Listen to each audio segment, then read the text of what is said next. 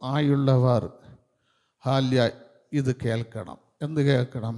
സുവിശേഷം കേൾക്കണം. ഹാല്യ സ്തോത്രം ചെയ്യുന്നു.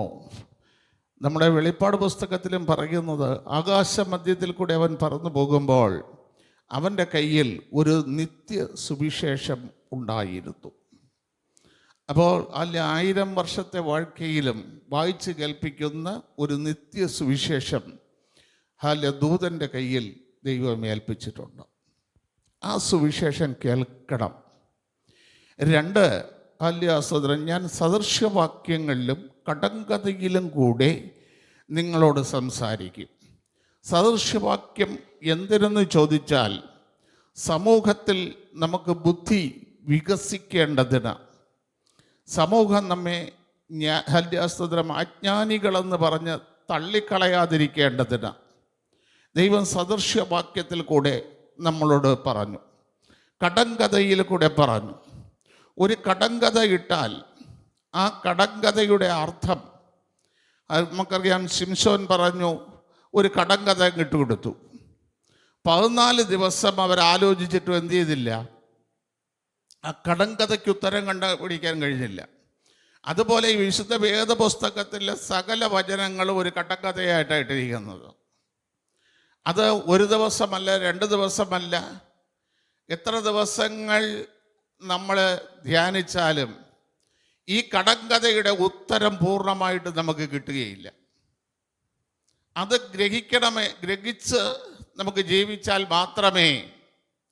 ഹല്ലേലൂയ സ്തോത്രം. അല്ലെ, പൗലോസ് പറഞ്ഞത് 1 കൊരിന്ത്യർ ലേഖനം 13-ാം അധ്യായത്തിൽ, അംശമായത് നമ്മളിപ്പോൾ അറിയുന്നു.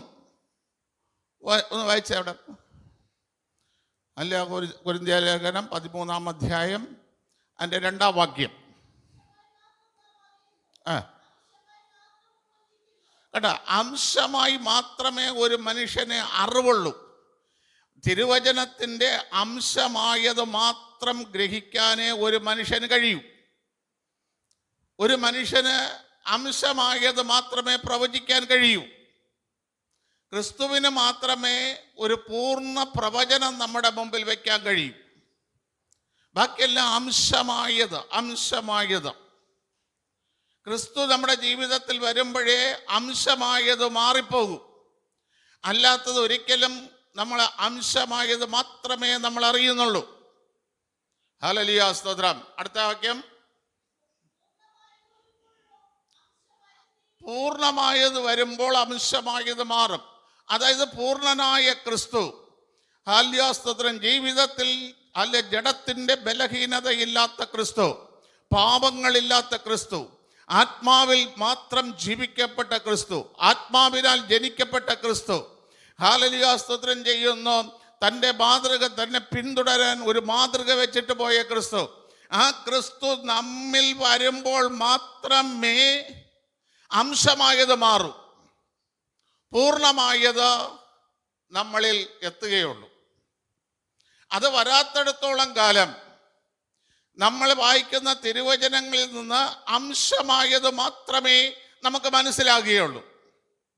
എവിടെയൊക്കെ വായിച്ചു, എന്തൊക്കെ വായിച്ചു, ഹല്ലേലൂയ സ്തോത്രം, നമുക്ക് മനസ്സിലാകത്തക്ക രീതിയിൽ അത് വെളിപ്പെടണമെന്നില്ല.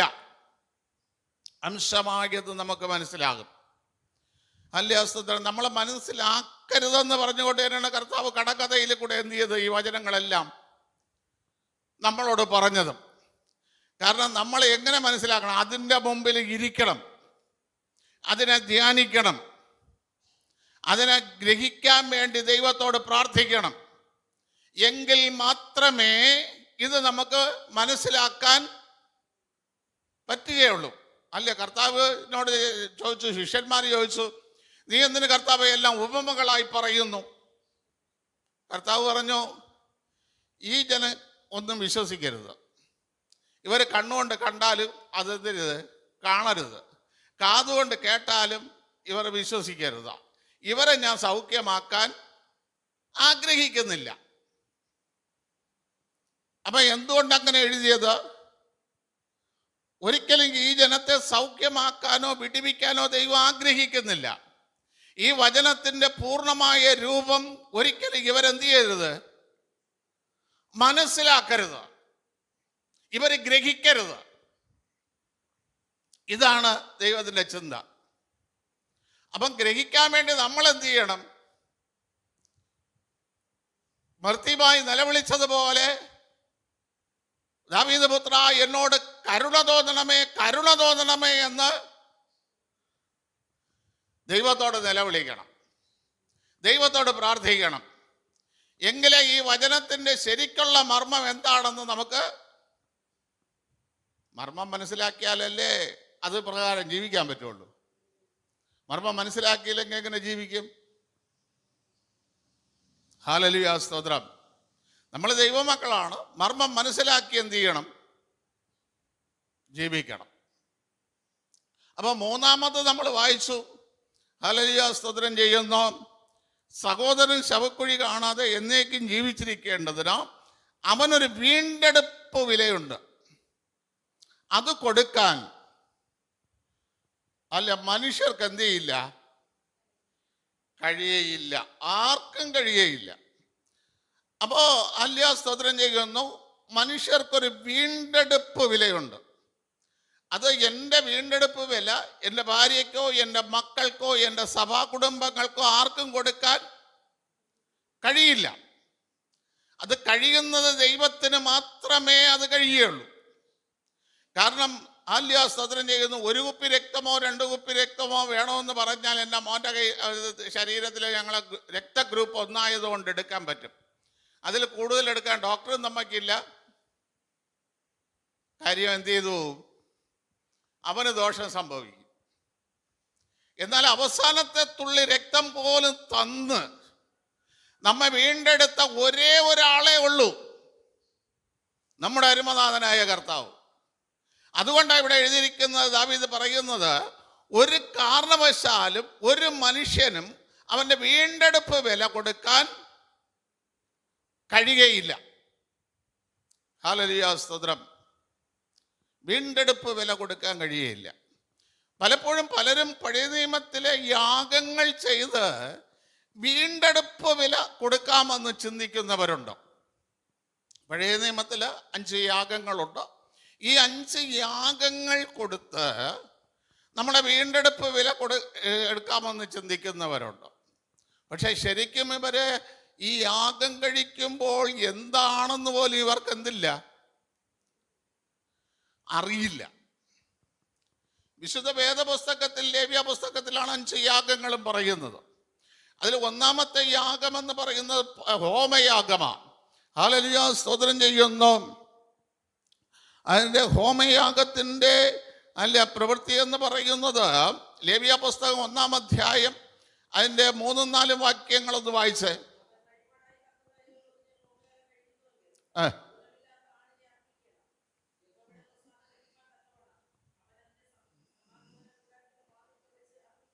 ഹല്ലേലൂയ, സ്തോത്രം. നോക്കണമേ, അവിടെ പറയുന്നു, ഹോമയാഗം ചെയ്യണമെങ്കിൽ അതിനെ സമ്പൂർണമായിട്ട് എന്ത് ചെയ്യണം? ദഹിപ്പിക്കണം. ഹോമയാഗത്തിന് മറ്റൊരു പേരുണ്ട്. എന്താ പേര്? ദഹനയാഗം. ഹല്ലേലൂയ, സ്തോത്രം. ഹോമയാഗത്തിനുള്ള മറ്റൊരു പേരാണ് ദഹനയാഗം. അവിടെ എഴുതിയിട്ടുണ്ട്, ഹോമയാഗത്തിന് പകരം ദഹനയാഗമെന്ന് അവിടെ എഴുതപ്പെട്ടിട്ടുണ്ട്. അപ്പൊ ഇത് ഭൂമിയിൽ വന്നിട്ട് കർത്താവ് നമ്മളോട് പറഞ്ഞ ഈ യാഗം ഏതാണ്? കർത്താവ് നമ്മളോടൊരു കാര്യം പറഞ്ഞു, ഒരുത്തൻ എന്നെ അനുഗമിക്കാൻ ഇച്ഛിച്ചാൽ അവൻ തന്നെ ത്യജിക്കണം. നീ സ്നാനപ്പെടാൻ ഇറങ്ങണതിന് മുമ്പേ സ്നാനപ്പെട്ട് കഴിഞ്ഞാൽ കർത്താവിനെ അനുഗമിക്കാമെന്ന് പറഞ്ഞ് തീരുമാനമെടുത്തിട്ടാ നീ സ്നാനപ്പെടുന്നത്. ദൈവവചനം അനുസരിക്കാമെന്ന് പറഞ്ഞിട്ടാണ് സ്നാനപ്പെടുന്നത്. അങ്ങനെയാണെങ്കിൽ നീ എന്ത് ചെയ്തിരിക്കണം? നിന്നെ തന്നെ ത്യജിക്കണം. നിന്റെ സമ്പത്തിനെ ത്യജിക്കണം, നിന്റെ ജഡത്തിലെ ചിന്തകൾ ത്യജിക്കണം, നിന്റെ കുടുംബക്കാരെ ത്യജിക്കണം, എല്ലാത്തിനെയും ത്യജിച്ച് നിന്റെ ആഗ്രഹങ്ങൾ മുഴുവനും ത്യജിക്കണം. ഹല്ലേലൂയ, സ്തോത്രം. ഏതാണ് എളുപ്പം? ഒരു ആട്ടിൻകുട്ടി കൊണ്ടുവന്ന് അതിൻ്റെ തലയിൽ കൈവച്ച് എൻ്റെ പാവം അതിൻ്റെ പുറത്താക്കി അതിനെ ദഹിപ്പിച്ച് അതിൻ്റെ മേധസ്സും അല്ല ഇറച്ചിയും പിണ്ണങ്ങളെല്ലാം ദേവദാസനും കൊടുത്തിട്ട് ബാക്കിയെടുത്ത് സഭാകുടുംബങ്ങൾക്കും തിന്ന് സുഖിക്കുന്നത് എളുപ്പമോ, ഈ തന്നെത്താൻ ത്യജിക്കുന്നത് എളുപ്പമോ? നമ്മളെടുത്ത് പറഞ്ഞാൽ നമ്മൾ ഏത് ചെയ്യും? ഒരു ആട്ടിൻകുട്ടിയെ വാങ്ങിച്ച് എന്ത് ചെയ്ത്?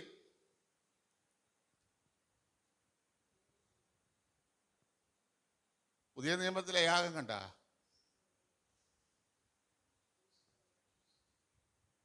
Praise the Lord. എന്താ നിങ്ങളെല്ലാവരും മൗനമായി? പുതിയ നിയമത്തിൻ്റെ യാഗം ഇതാ. കാരണം ദൈവം പറഞ്ഞ വേറൊരു സെന്റൻസ് ഉണ്ട്, കർത്താവ് പറഞ്ഞത്, കലപ്പയ്ക്ക് കൈവച്ചതിന് ശേഷം തിരിഞ്ഞു നോക്കുന്നവൻ ദൈവരാജ്യത്തിന്. അപ്പം ഇവനെ ദൈവരാജ്യത്തിൽ എടുക്കണം. ദൈവരാജ്യത്തിൽ നമുക്ക് പ്രവേശനം കിട്ടണം. ആ പ്രവേശനം കിട്ടണമെങ്കിൽ ഇവൻ ത്യജിക്കണം. ഇല്ല കൂടെ കൂടെ ഞാൻ എൻ്റെ ഭാര്യ മക്കളെ നോക്കിയിട്ട് ഹല്ലേലൂയ സ്തോത്രം, കൂടെ കൂടെ എൻ്റെ സമ്പത്ത് നോക്കിയിട്ട് കൂടെ കൂടെ ഹല്ലേലൂയ സ്തോത്രം ചെയ്യുന്നു, എൻ്റെ ജീവിതത്തിൻ്റെ സാഹചര്യങ്ങളെ നോക്കി അങ്ങോട്ട് പോയിട്ട് വീണ്ടും തിരിച്ച് കർത്താവിൻ്റെ അടുക്കലേക്ക് വരുന്ന ഒരു യാഗമല്ല പുതിയ നിയമത്തിൽ. പഴയ നിയമത്തിലുള്ള യാഗമാണെങ്കിൽ ഒരു പാപം ചെയ്തു, ഒരാടിനെ കൊണ്ടുവന്ന് സമർപ്പിച്ചു, അതിൻ്റെ തലയിൽ കൈവച്ചു, അങ്ങ് വിട്ടു. അടുത്ത് വീണ്ടും പാപം ചെയ്തു, വീണ്ടും ഒരാടിനെ കൊണ്ടുവന്ന് എന്ത് ചെയ്തു? ഇത് നമുക്ക് ചെയ്തുകൊണ്ടേയിരിക്കാം. പുതിയ നിയമത്തിൽ ഇതില്ല. നിന്റെ സമ്പൂർണ്ണ സമർപ്പണം. ഹല്ലേലൂയ സ്തോത്രം. നീ കലപ്പയ്ക്ക് കൈവച്ചതിന് ശേഷം തിരിഞ്ഞു നോക്കാത്ത ഒരു സമർപ്പണം നിന്റെ ജീവിതത്തിൽ ഉണ്ടാകണം. കാരണം ദൈവം പറഞ്ഞത്, ദൈവത്തിൻ്റെ സാക്ഷ്യമുള്ളവൻ എന്ത് ചെയ്യുമെന്നാണ്? വചനം പ്രസ്താവിക്കും. വചനം പ്രസ്താവിക്കും അല്ലേ? യോഹന്നാൻ 3:34. ദൈവം അയച്ചവൻ ദൈവത്തിൻ്റെ വചനം പ്രസ്താവിക്കും. അവനെ പ്രസ്താവിക്കാൻ ഞാൻ അവന് ആത്മാവിനെ അളവ് കൂടാതെ കൊടുക്കും. അപ്പൊ നമ്മുടെ പരിപൂർണ സമർപ്പണം ഇല്ലെങ്കിൽ വചനം പ്രസംഗിക്കുന്നിടത്ത് ആത്മാവിനെ എന്ത് ചെയ്യില്ല, ദൈവം തരൂല. വെറുതെ നമുക്ക് അല്ല ജ്ഞാനത്തിലുള്ള വചനം പ്രസ്താവിക്കാം. അങ്ങനെയല്ലേ അവിടെ എഴുതിയിരിക്കുന്നത്? 34:34 കണ്ടോ? ദൈവം അയച്ചവൻ ദൈവത്തിൻ്റെ വചനം പ്രസ്താവിക്കും. അവൻ ആത്മാവിനെ അളവ് കൂടാതെ കൊടുക്കും. പൗലൂസ് എപ്പോഴും പറയും ഞാൻ യഹൂദനാണെന്ന്, അല്ലേ? ഞാൻ റോമിൽ ജനിച്ച, തർസോസിൽ ജനിച്ച യഹൂദൻ എന്ന് പറയും. എന്താ അതിൻ്റെ പ്രത്യേകത? യഹൂദന് വല്ല പ്രത്യേകതയുണ്ടോ?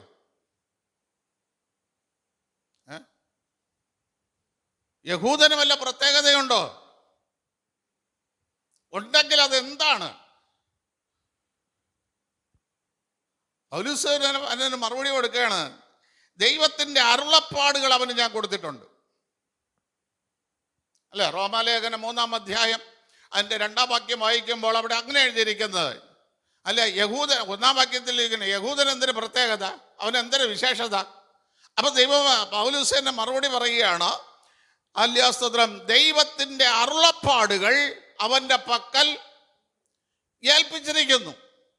ഇത് തന്നെ പ്രത്യേകത. ഇത് സമ്പൂർണ്ണ സമർപ്പണം ഉണ്ടെങ്കിലേ അവൻ എന്ത് ചെയ്യുള്ളൂ? ലഭിക്കുകയുള്ളൂ. ഹല്ലേലൂയ സ്തോത്രം. ഇതാണ് ഒന്നാമത്തെ യാഗത്തിൻ്റെ സവിശേഷത. രണ്ടാമത്തെ യാഗമെന്ന് സമാധാന യാഗം. അത് വായിച്ചു നോക്കാം.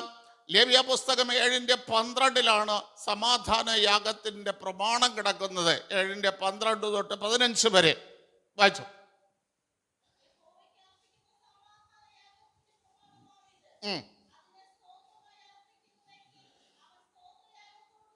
അപ്പൊ സമാധാന യാഗത്തിൻ്റെ ഒന്നാമത്തെ പേരെന്താണ്? സ്തോത്രയാഗം. വായിച്ചോ.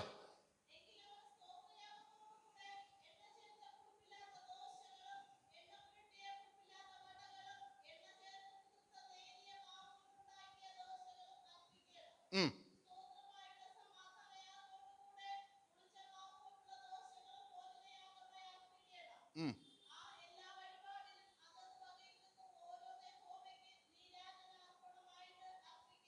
ഉം. ഉം.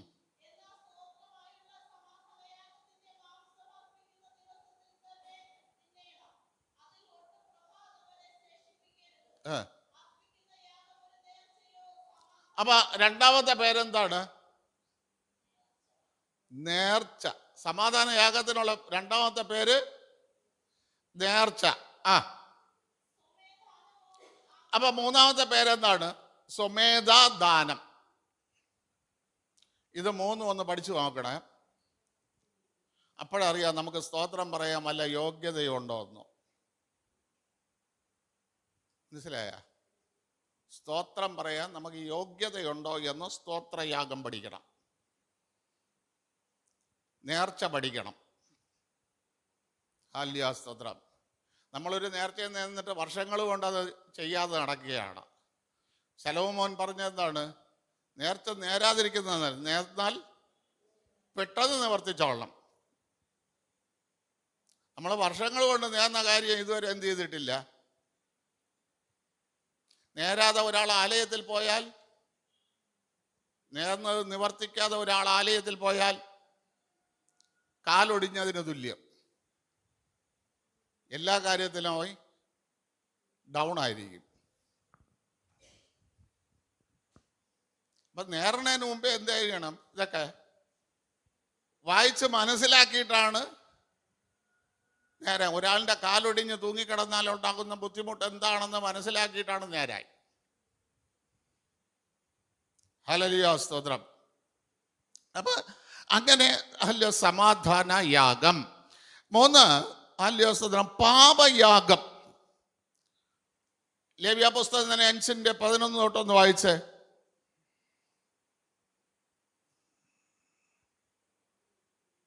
ഹല്ലേലൂയ, സ്തോത്രം.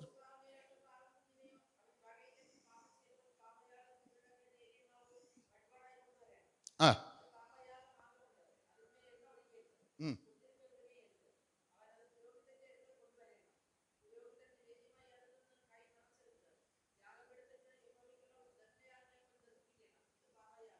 ഹല്ലേലൂയ, സ്തോത്രം.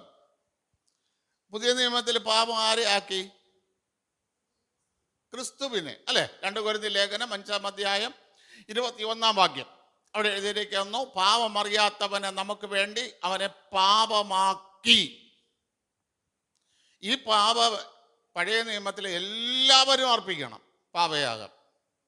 അവിടെ മഹാപുരോഹിതനെന്നില്ല, പുരോഹിതനെന്നില്ല, പ്രമാണി എന്നില്ല, മൂപ്പനെന്നില്ല, അല്ലെ വിശ്വാസി എന്നില്ല, മക്കളെന്നില്ല. എല്ലാവർക്കും പാപയാഗം എന്ത് ചെയ്യണം? അർപ്പിക്കണം.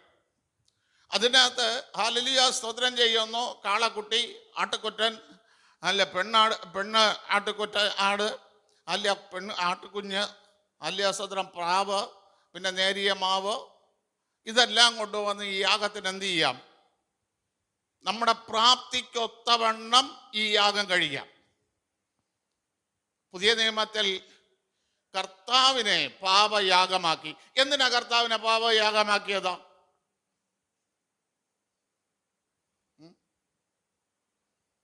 കർത്താവിനെ എന്തിന് പാപയാഗമാക്കി? 1 പത്രോസിന്റെ ലേഖനം 2-ാം അധ്യായം അതിന്റെ 21-ാം വാക്യം തൊട്ടൊന്ന് വായിച്ചേ. 21 തൊട്ട് 24 വരെ.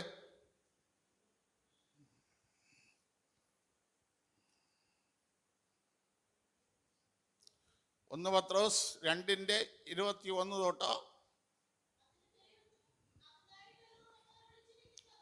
ഏതിനായിട്ടാണ് ദൈവം പാപയാഗം ചെയ്ത് വിളിച്ചത്? 1 കഷ്ടം അനുഭവിക്കാൻ. കേട്ടാ, കഷ്ടം അനുഭവിച്ചിട്ട് കർത്താവിന്റെ കാൽച്ചുവട് പിന്തുടരാൻ. നമ്മളത് പിന്തുടരുന്നുണ്ടോ? നമ്മളത് പിന്തുടരുന്നുണ്ടോ? അപ്പൊ നമ്മൾ ഏതർപ്പിക്കും? പഴയ നിയമം അർപ്പിക്കുമോ പുതിയ നിയമം അർപ്പിക്കുമോ? നമുക്ക് പിന്തുടരാൻ പറ്റൂല. അതുകൊണ്ട് നമ്മൾ എന്ത് ചെയ്യും? പഴയ നിയമത്തിലെ ഒരു ആട്ടുകുഞ്ഞോ ഒരു പ്രാവോ അല്പം തരിമാവോ കൊണ്ടുവന്ന് എന്ത് ചെയ്യും? അതാണ് ഇന്ന് പഴയ നിയമത്തിൻ്റെ പ്രസക്തി. പുതിയ നിയമം ചെയ്യാൻ ആർക്കും കഴിയുന്നില്ല.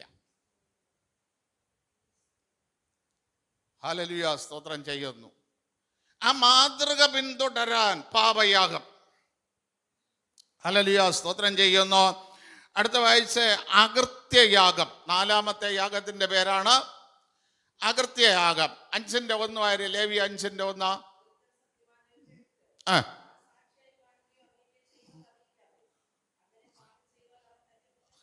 അപ്പൊ ഈ ഞായറാഴ്ച നമ്മളിൽ നിന്ന് വചനം കേട്ടിട്ട് പോണ ആള് ഒരാളിൻ്റെ അടുത്തെങ്കിലും എന്ത് ചെയ്യണം?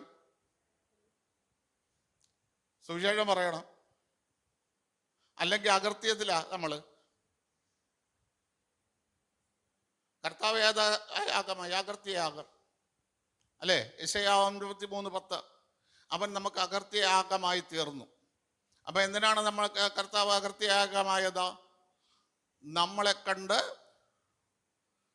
സുവിശേഷം ലോകമെങ്ങും പറയിക്കായി. നമ്മൾ അരുതാത്തത് ചെയ്തു. ആ ചെയ്തത് നമ്മളെ ദൈവം അകൃത്യത്തിൽ നിന്ന് വീണ്ടെടുത്തിട്ട് അതിൽ രക്ഷിക്കപ്പെട്ട് സ്നാനപ്പെട്ടിട്ട് നമുക്ക് തരുന്ന വചനം കേട്ട് ഒരാളിൻ്റെ അടുത്തെങ്കിലും സുവിശേഷം പറയാൻ വേണ്ടിയിട്ടാണ് നമ്മളെ ദൈവം വീണ്ടെടുത്തത്. നമ്മൾ ഒരാളിൻ്റെ അടുത്ത് പോയിട്ട് വീട്ടിൽ ചൊവ്വയിരുന്ന് പ്രാർത്ഥിക്കുന്നുണ്ടോ? ചൊവ്വയിരുന്ന് 1 മണിക്കൂർ നേരം വചനം വായിക്കുന്നുണ്ടോ? നീ അകൃത്യയാഗത്തിനകത്തായോ? നീ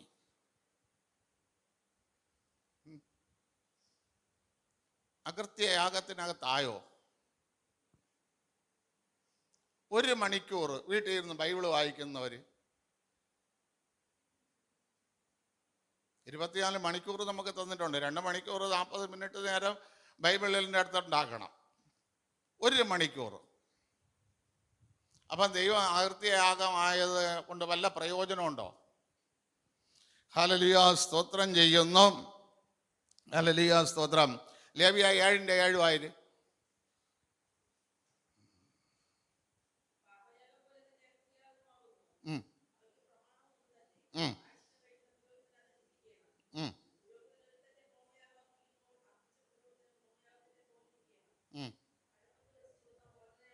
അതിൽ പ്രായച്ചിത്തമായി ചെയ്യുന്നു എന്നൊരു വാക്യമില്ലേ?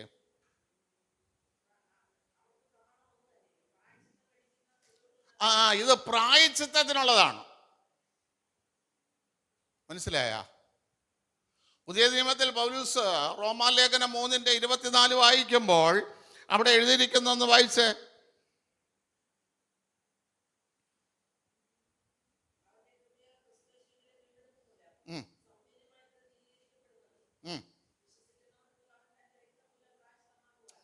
കേട്ടാ? അപ്പൊ കർത്താവിന്റെ രക്തമാണ് നമുക്ക് പ്രായച്ചിത്തമായി തീരുന്നത്. ഇതാണ് സൗജന്യം, കർത്താവിന്റെ രക്തം. ബാക്കി 3 യാഗങ്ങൾ സൗജന്യമല്ല. സൗജന്യം ഇതാണ്, കർത്താവിന്റെ രക്തത്താൽ സൗജന്യം. കർത്താവിന്റെ രക്തം നമുക്ക് പ്രായച്ചിത്തമാകാൻ എന്ത് ചെയ്തു? പരസ്യമാക്കി നിർത്തിയിരിക്കുന്നു. എന്തൊക്കെയാണ് ഈ പ്രായച്ചിത്തത്തിൽ കൂടെ നമുക്ക് ലഭിക്കുന്നത്? 1 കൊരിന്ത്യർ ലേഖനം 1-ാം അധ്യായം അതിന്റെ 30-ാം വാക്യം.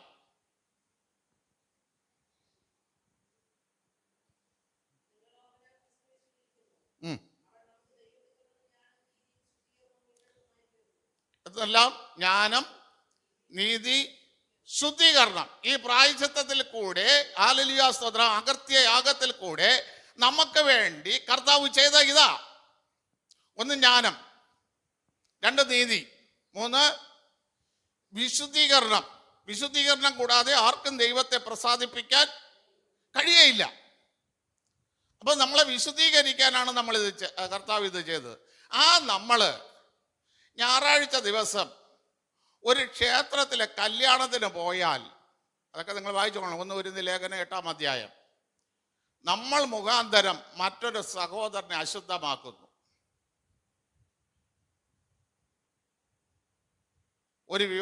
ഒരു പാലുകാച്ചന് പോയാൽ ഒരു മരണത്തിന് പോയാൽ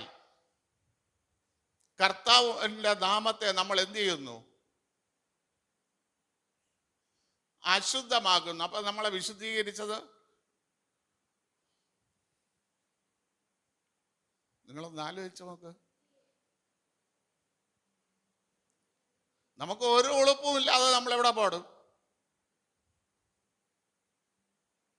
ആദ്യമേ പറഞ്ഞു, സ്നാനപ്പെടുന്നവൻ സമ്പൂർണ്ണ സമർപ്പണം ഉണ്ടെങ്കിൽ സ്നാനപ്പെടാവും.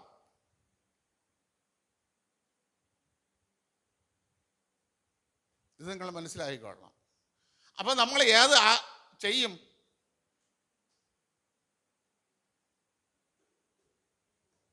പഴയ നിയമം. നമ്മൾ ഞായറാഴ്ച മരിപ്പിനും പോകും, കല്യാണത്തിനും പോകും, പാല് കാച്ചിനും പോകും, എല്ലായിടത്തും എന്ത് ചെയ്യും? നമ്മൾ പോവും. പെയ്യിട്ട് വന്ന് പഴയ നിയമത്തിലെ കാര്യങ്ങളാണ് ചെയ്യുന്നത്. പുതിയ നിയമത്തിലെ കാര്യങ്ങൾ ചെയ്യാൻ ഒരു വിശ്വാസിക്കോ ഒരു പുരോഹിതനോ പല പുരോഹിതന്മാർക്കും കഴിയില്ല. അവരും പോവും. ഞായറാഴ്ച മരണത്തിനും പോകും, കല്യാണത്തിനും വൈകുന്നേരം അല്ലേ ഈ പാർട്ടിക്കെങ്കിലും അവരും പോവും. അടുത്തതാണ് ഭോജനയാഗം. ഹല്ലേലൂയ, സ്തോത്രം ചെയ്യുന്നു. ദൈവത്തിൻ്റെ നല്ല ദാനങ്ങൾക്ക് വേണ്ടിയുള്ള യാഗമാണ് ഇത്. എന്തില്ല ഹല്ലേലൂയ, സ്തോത്രം ചെയ്യുന്നു. ഭൂമിയിൽ നിന്ന് എടുക്കപ്പെടുന്ന എല്ലാം നമ്മുടെ വീട്ടിനകത്ത് നല്ല ദാനങ്ങൾ ലഭിക്കേണ്ടതിന് കൊടുക്കുന്നു. ഇത് കർത്താവ് എന്താ പറഞ്ഞ? ഞാൻ സ്വർഗത്തിൽ നിന്നിറങ്ങിയ ജീവനുള്ള അപ്പം, എന്നെ തിന്നുന്നവൻ എൻ മൂലം ഈ അപ്പം തിന്നണമെങ്കിൽ എന്ത് വേണം? ഈ അപ്പം ഞാനിവിടെ ഒരുപാട് പ്രാവശ്യം തിരുമേശയ്ക്ക് ശുശ്രൂഷിച്ചിട്ടുള്ള വചനമാണ്. ഈ അപ്പം തിന്നണമെങ്കിൽ എന്ത് വേണം? യോഹന്നാൻ 6:44 വായിക്കുമ്പോൾ പിതാവ് ആകർഷിക്കണം, അല്ലേ? പിതാവ് ആകർഷിച്ചിട്ടല്ലാതെ പുത്രന്റെ അടുക്കൽ വരാൻ ആർക്കും. ഈ നല്ല ദാനം അനുഭവിക്കണമെങ്കിൽ പിതാവിൻ്റെ ഒരു ആകർഷണം നമുക്കുണ്ടാകണം. 2:6-65 വായിക്കുമ്പോൾ അവിടെ എഴുതിയിരിക്കുന്നത് ഇത് വായിച്ചേ. ആ പിതാവ് കൃപ നൽകണം. മനസ്സിലായ? ലോത്തിന് അബ്രഹാമിന്റെ പ്രാർത്ഥനയിൽ ലോത്തിനെയും കുടുംബത്തെയും വിടുവിക്കാൻ ദൂതന്മാർ വന്നു. പക്ഷേ കർത്താവിന് ഒരു സെന്റൻസ് പുതിയ നിയമത്തിൽ പറയണം. അത് പറയണമെങ്കിൽ ഒരുത്തിക്ക് കൃപ ദൈവം കൊടുക്കരുത്. അവൾ എന്ത് ചെയ്യണം? വിട്ടതിനെ വീണ്ടും വീണ്ടും തിരിഞ്ഞ് നോക്കണം. പഴയ നിയമത്തിൽ ദൈവം, പുതിയ നിയമത്തിൽ കർത്താവ് പറഞ്ഞ ലോത്തിന്റെ ഭാര്യയെ എന്താ അവൾ ചെയ്തത്? ദൈവം പറഞ്ഞതുപോലെ അവൾ വിട്ടില്ലേ? പക്ഷെ അവൾ തിരിഞ്ഞു നോക്കി. അവൾ വിട്ടതിലേക്ക് തിരിഞ്ഞു നോക്കി. ദൈവത്തിന്റെ കൃപയുണ്ടായിരുന്നെങ്കിൽ അവള് തിരിഞ്ഞു നോക്കുവോ? ഇതുപോലെ നമ്മൾ പലതും നമ്മൾ എന്ത് ചെയ്യുന്നുണ്ട്? പിറകോട്ട് നോക്കി നമ്മൾ ഒരു കാശിനും കൊള്ളാത്ത, കാരമില്ലാത്ത ഉപ്പായി നമ്മൾ മാറിക്കൊണ്ടിരിക്കുക. ഇപ്പൊ നമ്മൾ കർത്താവ് ഒരു ഉപമയിൽ പറഞ്ഞു, മക്കൾ അപ്പം ചോദിച്ചാൽ കല്ലിനെ ആരെങ്കിലും. ഇപ്പൊ നമുക്ക് കല്ലാ കിട്ടിക്കൊണ്ടിരിക്കണത്, നല്ല ദാനം കിട്ടുന്നില്ല. പിതാവ് നല്ല ദാനമാണ് തരുന്നത്, പക്ഷേ നമ്മൾ അനുഭവിക്കുന്നത് കല്ല്. ഹല്ലേലൂയ. ആദ്യമായിട്ട് കല്ല് ഉപയോഗിച്ചത് ആരാണ്? യാക്കോബ്. എന്തിനുപയോഗിച്ചു? തലമുറയ്ക്ക് വേണ്ടി തന്നെ. ആ കല്ലൊക്കെ ഒന്ന് പഠിക്കണം. കല്ല് ഈ കല്ല് തീർന്ന് ആ കല്ല് ഉടമ്പടി വെച്ച് സ്വപ്പ കഴിഞ്ഞപ്പം എന്ത് സംഭവിച്ചു?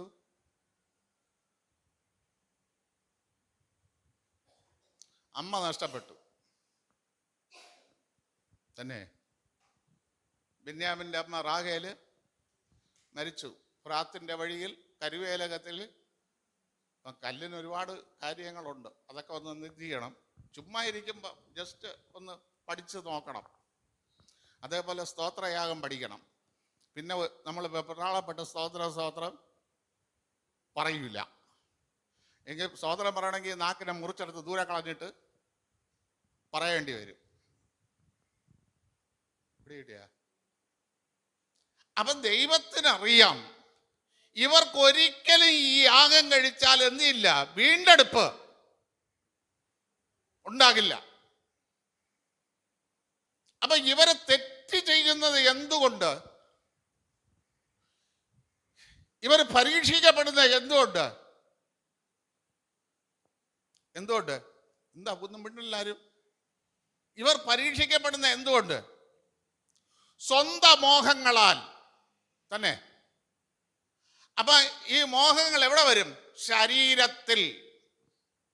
അത് കണ്ട പൗലോസ് പറഞ്ഞത്, അവൻ വരുമ്പോൾ അവന് ഒരു ശരീരം ആവശ്യമാണ്.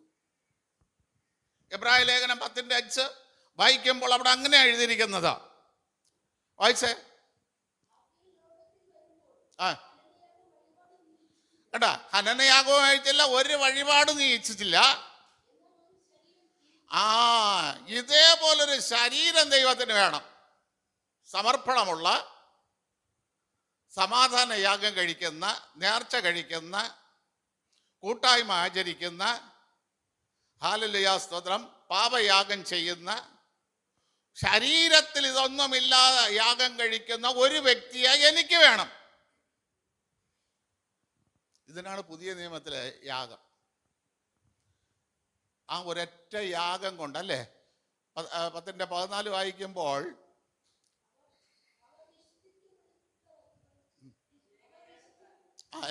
യാഗത്തിൽ അത് തന്നെ.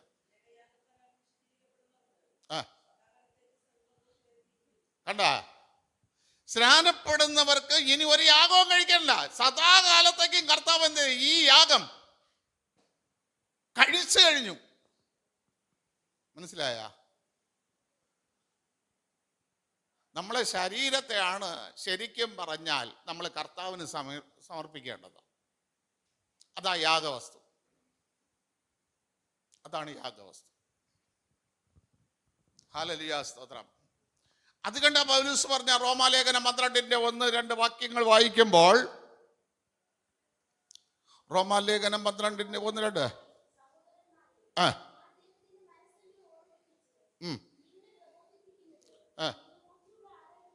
നിങ്ങൾ ബുദ്ധിയുള്ള ആരാധനയായി. കണ്ട, ഇത് കൊടുക്കുന്നവൻ പഴയ നിയമത്തിൽ ഒന്നും കൊടുക്കണ്ട. ശരീരത്തിന് വിശുദ്ധിയുള്ളതായി സമർപ്പിക്കാൻ നിനക്ക് കഴിഞ്ഞാൽ ഈ 5 യാഗവുമായി.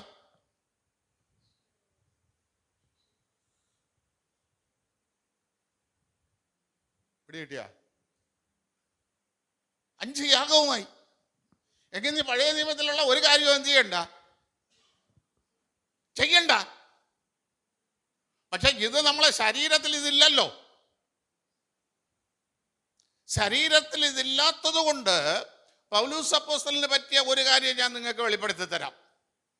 ഹല്ലേലൂയ സ്തോത്രം. റോമാലേഖനം അതിൻ്റെ 7-ാം അധ്യായം എടുക്കുമ്പോൾ പൗലോസ് പറയുന്നത് 14-15 വാക്യം ഒന്ന് വായിച്ചേ. അതാണെന്ന് ഞാൻ പ്രവർത്തിക്കുന്നത് ഞാൻ അറിയുന്നില്ല. കാരണം എന്താ?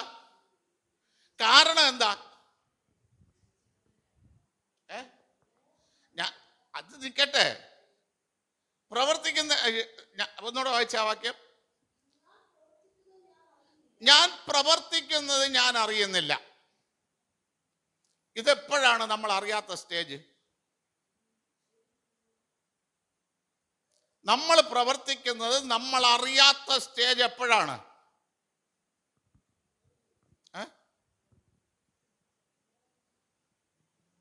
എപ്പോഴും ബോധമല്ല, ഇപ്പോഴും ബോധമല്ല, എപ്പോഴും ബോധമല്ല. അത് ഹല്ലേലൂയ, സ്തോത്രം. ശിശുവായിരിക്കുമ്പോൾ ആണോ നമ്മൾ പ്രവർത്തിക്കുന്നത്? നമ്മൾ അറിയാത്തത് ശിശുവായിരിക്കുമ്പോൾ. ന്യായപ്രമാണം എന്താണ്? ന്യായപ്രമാണം എന്താണ്?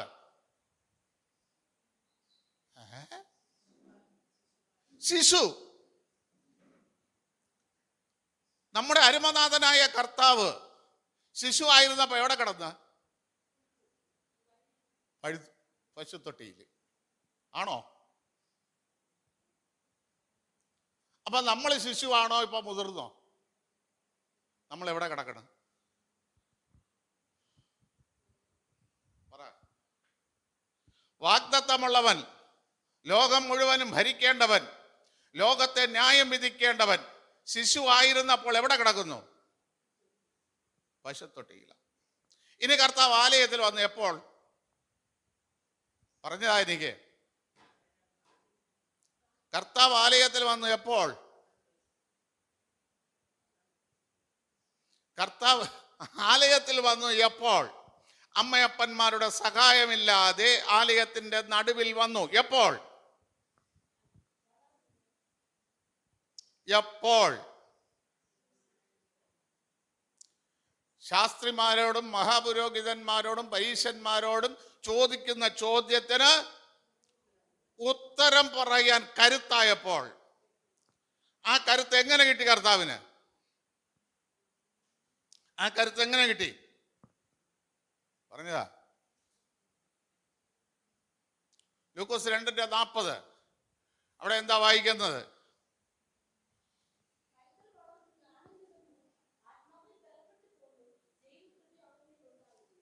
അപ്പൊ എപ്പോഴാണ് ശിശുവിന്റെ അവസ്ഥ മാറിയത്? വളരണം നമ്മൾ. ഇത് സ്നാനപ്പെട്ടതിന്റെ അന്നുള്ള ഇരിപ്പ് തന്നെ ഇന്നും എന്ത് ചെയ്യണ്? ഇല്ലേ? അതിനപ്പുറം നമ്മൾ ആയിട്ടുണ്ടോ? ആരെങ്കിലുടെയും ഉപദേശം കേട്ട് ജീവിക്കുന്നതല്ലാതെ സ്വയം ഒരു തീരുമാനമെടുത്ത്, സ്വയം ഉപദേശം ഏറ്റെടുത്ത്, സ്വയം ആലോചന ഏറ്റെടുത്ത്, സ്വയത്തിൽ തനിക്ക് ദൈവം തരുന്ന കാഴ്ചപ്പാടിൽ ജീവിക്കേണ്ട പക്വത എത്തിയോ? വളരണം. ന്യായപ്രമാണത്തിൽ നിന്ന് വളരണം. വളർന്നു. അടുത്ത് എന്ത് ചെയ്തു? ജ്ഞാനം നിറഞ്ഞു. ഏത് ജ്ഞാനം? ലോകജ്ഞാനമാണോ? ഉയരത്തിലുള്ള ജ്ഞാനം. യോബിന്റെ പുസ്തകം 28:28 അവിടെ വായിക്കുന്നത് എന്താ? ലോകത്തിൽ സ്വർണം കൊടുത്തു, വെള്ളി കൊടുത്തു, ഗോമേതകം കൊടുത്തു, താമ്രം കൊടുത്തു, നീലരത്നം കൊടുത്തു, തങ്കം കൊടുത്തു. സമുദ്രത്തെ നോക്കി അവർ പറഞ്ഞു എന്നിലില്ല എന്ന്. എല്ലായിടത്തും ഇല്ല എന്ന് പറഞ്ഞ ജ്ഞാനം എവിടെ ഉണ്ടെന്ന് മനസ്സിലായി. ജ്ഞാനത്തിന്റെ ഉത്ഭവം അവിടെ. ആ ദൈവത്തോടുള്ള ഭക്തിയിലുള്ള ജ്ഞാനം. ഇത് കർത്താവ് പ്രാപിച്ചു, ജ്ഞാനം പ്രാപിച്ചു. അടുത്തെന്ത് ചെയ്തു? അടുത്ത് ആത്മാവിൽ ബലപ്പെട്ടു. തന്നെ ആത്മാവിൽ ബലപ്പെടുന്നത് വരെ എന്ത് ചെയ്തു കർത്താവ്? ആത്മാവിൽ ബലപ്പെടാൻ എന്ത് ചെയ്തു? ഉപവസിച്ചു. ആരുടെ കൂടെ? പിശാചിരിക്കുന്നതിന്റെ സ്ഥലത്തിരുന്ന് ഉപവസിച്ചു. അല്ല, സ്വസ്ഥമായിട്ടല്ല ഉപവസിച്ചത്. പിന്നെ തൊട്ടടുത്ത് ആരുണ്ട്? സാത്താനുണ്ട്. നമ്മളെ വീട്ടില് നമ്മളൊന്ന് ഉപവസിക്കാന്ന് ഇരിക്കുമ്പോ നമ്മളെ ഭാര്യയുടെ അടുത്ത് ഭർത്താവ് പറയടി ചായട്ടാ. ഇതൊക്കെ ഉണ്ടാവും. ഇതൊക്കെ അറിഞ്ഞിട്ട് തന്നെ ഉപവസിക്കണം. അല്ലെ? പിശാച് അടുത്ത് നിൽക്കല്ലേ, ഉപവാസത്തെ മുടക്കായി. 40 ദിവസം ഉപവസിച്ചു. ആത്മാവിന്റെ ശക്തിയോടെ കർത്താവ് എവിടെ വന്നു?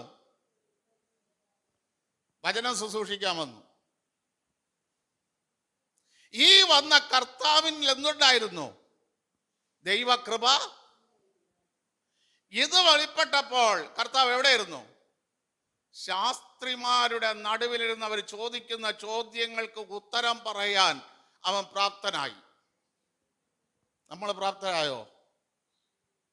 അപ്പം നമ്മൾ ഇന്ന് ന്യായപ്രമാണത്തിൽ തന്നെ കിടക്കണം.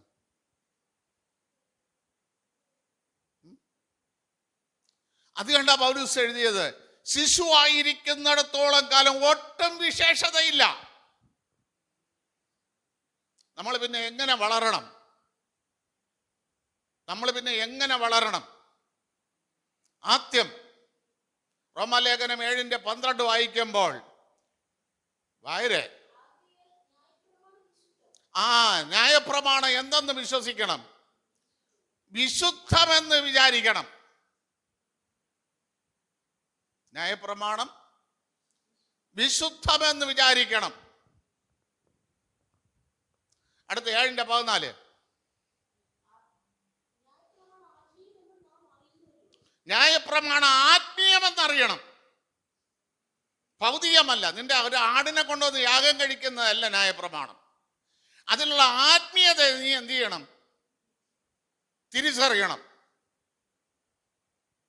ഒരു കോഴിയെ കൊണ്ടുവന്നിട്ടോ,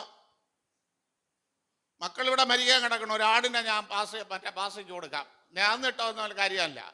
അതിനകത്തുള്ള ആത്മീയതയെ നീ അറിയണം. ന്യായപ്രമാണത്തിലെ ആത്മീയതയെ നീ അറിയണം. അല്ലെങ്കിൽ നീ ചെയ്യുന്നത് നിനക്ക് തന്നെ അറിഞ്ഞൂടാതിരിക്കും. നിങ്ങൾക്ക് മനസ്സിലായ? നീ ചെയ്യുന്നത് നിനക്ക് തന്നെ അറിഞ്ഞൂടാ. കാര്യം ന്യായപ്രമാണം ഇല്ല എങ്കിൽ പാപം എന്താണെന്ന് ഞാൻ അറിയില്ലായിരുന്നു. ന്യായപ്രമാണത്തിലാണ് പാപം എഴുതിയിരിക്കുന്നത്. കർത്താവ് ഒന്ന് പാപത്തെ പറഞ്ഞില്ല, പറഞ്ഞോ? നിങ്ങളിൽ പാപം ചെയ്യാത്തവർ ഇവളെ കല്ലെറിയട്ടെ. അപ്പൊ എന്താണ് പാപമെന്ന് മനസ്സിലാക്കണമെങ്കിൽ എവിടെ പോണം? ന്യായപ്രമാണത്തിൽ പോണം. അതാ പൗലോസ് പറഞ്ഞത്, ന്യായപ്രമാണത്തിൽ കൂടെയാണ് ഞാൻ പാപത്തെ അറിഞ്ഞത്, ഇല്ലെങ്കിൽ ഞാൻ അറിയില്ലായിരുന്നു. കർത്താവ് എന്ന് ഞാൻ പറഞ്ഞ, നിങ്ങളിൽ പാപം ചെയ്യാത്തവർ അവളെ കല്ലെറിയട്ടെ. എന്ത് പാപം?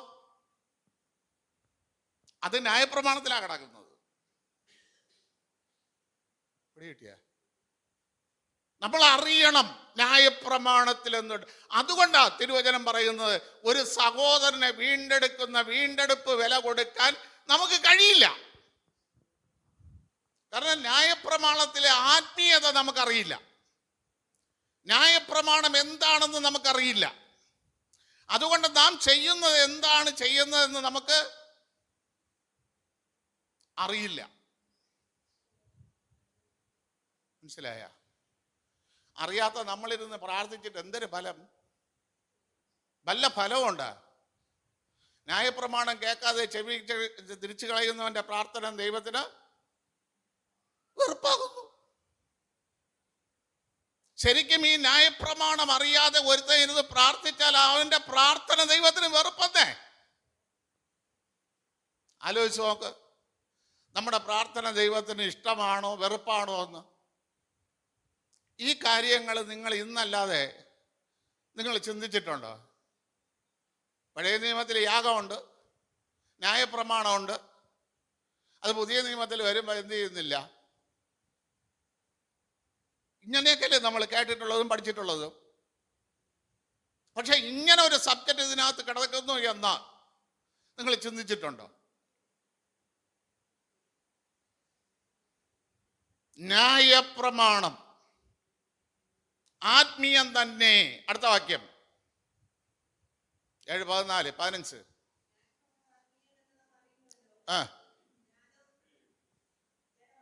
കണ്ടാ, ന്യായപ്രമാണം ആത്മീയമാണ്, പക്ഷെ പ്രവർത്തിക്കുന്ന ഞാൻ എന്താണ്?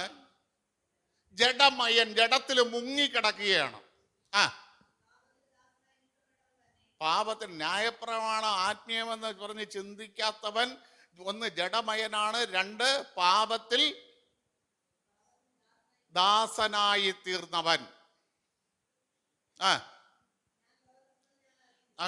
മൂന്ന്, ഞാൻ പ്രവർത്തിക്കുന്നത് അറിയാതെ ചെയ്യുന്നവൻ, അത് ഭ്രാന്തായി. അപ്പൊ പള്ളിയിൽ വന്നെടുത്ത് പ്രാർത്ഥിച്ചിട്ടും അവൻ എന്താണ് പേര്? അടുത്ത്, ഞാൻ പ്രവർത്തിക്കുന്നത് ഞാൻ അറിയുന്നില്ല,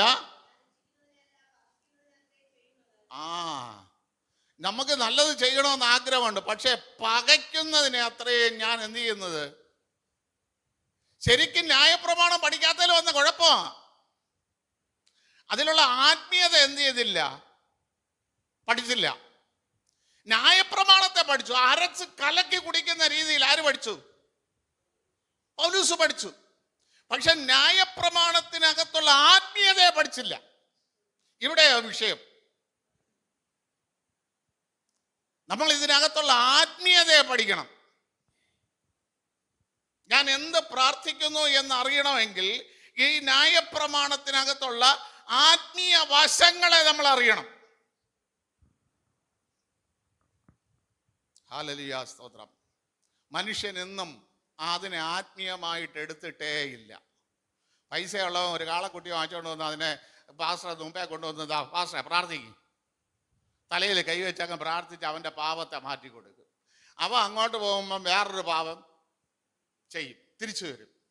വന്നിട്ട് അങ്ങനെ ആളുകൾ കാളക്കുട്ടിയെ കൊണ്ടുപോകുന്നെങ്കിൽ അവൻ വ്യഭിചരിച്ചവനെന്ന് പറയും. അത് കണ്ട് അവന്മാരെല്ലാം കൂടെ ഒരു പദ്ധതി ഇട്ട് എന്താ, പള്ളിക്കകത്ത് തന്നെ കാളക്കുട്ടിയെയും ആട്ടുകുട്ടിയൊക്കെ വളർത്താൻ അനുമതി കൊടുത്തു. ഇതിനെയാണ് കർത്താവ് വന്ന് അടിച്ചെന്ത് ചെയ്തത്? ചാട്ട എടുത്ത് പുറത്താക്കിയത്. അപ്പൊ അറിയുക, നാട്ടുകാരറിയാം ഈ പാവം ചെയ്തതാണ്. മറ്റേ കാളക്കുട്ടിയെ കൊണ്ട് പള്ളിക്കകത്ത് വന്ന് അറിയുക, നാട്ടുകാരറിയും ഇവൻ ഈ പാവത്തിൽ വീഴുന്നവനാണെന്ന്. അതറിയാതിരിക്കാൻ പള്ളിയിൽ തന്നെ ഒരു വ്യാപാരശാല. ഇന്ന് അതല്ലേ നടക്കുന്നത്? പാപത്തെ മൂടി വെക്കുകയല്ലേ.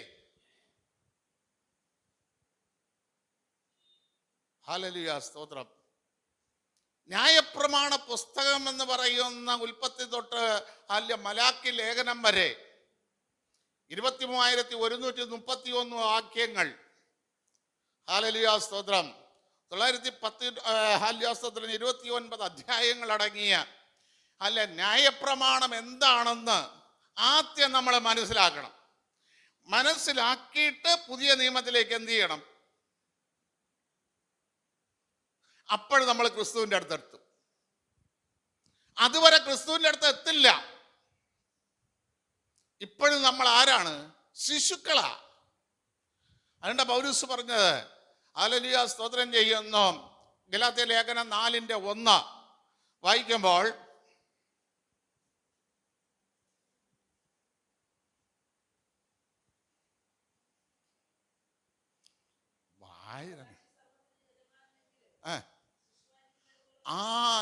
അവകാശി സകലത്തിന്റെ യജമാനാ, പക്ഷെ ശിശുവായിരിക്കുന്നിടത്തോളം കാലം ദാസനേക്കാൾ ഒട്ടും വിശേഷതയുള്ളവനല്ല.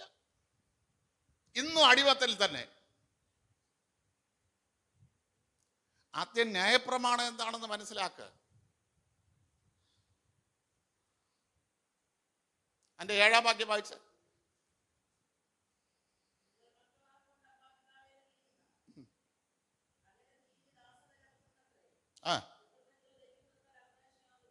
പുത്രനെങ്കിൽ അവകാശിയാകുന്നു. പുത്രനാകണമെങ്കിൽ ദൈവാത്മാവ് വഴി നടത്തണം. വേണ്ടേ? പുത്രനാകണേ അവനെ കൈക്കൊണ്ട് അവനെ നാമത്തെ സ്വീകരിക്കണം. പുത്രനായാൽ റോമാലേഖനം 8:15. ഇത് മറിക്കരുത്, ഇവിടെ വേറൊരു ഭാഗം കൂടെ വായിക്കാറുണ്ട്. ദാസ്യത്തിന്റെ ആത്മാവിനെ അല്ല. കാരണം ഈ 5 യാഗങ്ങൾ ചെയ്തവന്റെ ആത്മാവിനെയാണ് എന്ത് ചെയ്തത്? നമ്മൾ പ്രാപിച്ചത്. അവൻ ഒറ്റ യാഗത്തിൽ എന്ത് ചെയ്തു? ഈ 5 യാഗങ്ങൾ പൂർത്തീകരിച്ചിട്ട് ഹല്ലേലൂയ, സ്തോത്രം ചെയ്യുന്നു. ആത്മാവ് പിതാവിൻ്റെ കയ്യിൽ കൊടുത്തിട്ട് പറഞ്ഞു, ഹല്ലേലൂയ, സ്തോത്രം, അതിൽ നിന്ന് എടുത്ത് വിളിച്ചപേക്ഷിക്കുന്നവർക്ക് പിതാവാണ് കൊടുക്കുന്നത്.